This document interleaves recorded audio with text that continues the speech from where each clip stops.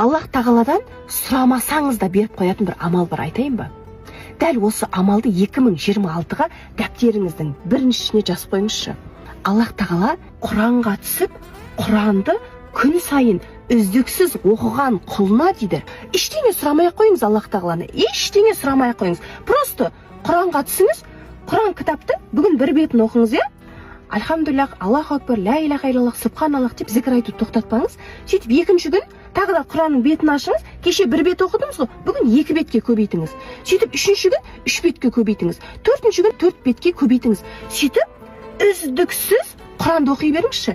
Ештеңені переживать етпей қойыңыз. Ештеңені Аллахтан сұрамай қойыңыз. Маған үй бер, машина бер, береке бер, күйеу бер, әйел бер, ештеңе сұрамай қойыңыз. Просто Құран оқи беріңізші. Аллах тағала сізге мынау ішіңізде нені тілеп тұрғаныңызды, ненің сізге керек екенін Аллах тағала прекрасно біледі. Сіз ештеңе сұрамаңыз, тек қана Құранды оқи беріңіз, оқи беріңіз, оқи беріңіз. Бар мақсатыңыз Құранда болсыншы.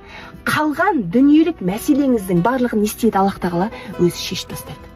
Дәл осыны 2026-ға мақсат қылыңыз. Құранға түсе, Аллахқа жақындаймын, күн сайын Құранды оқимын деген мақсат қойыңыз да, қалған ештеңені мақсат қылмай қойыңызшы. Аллах тағала қалған сізге әшейін беріп тастайды.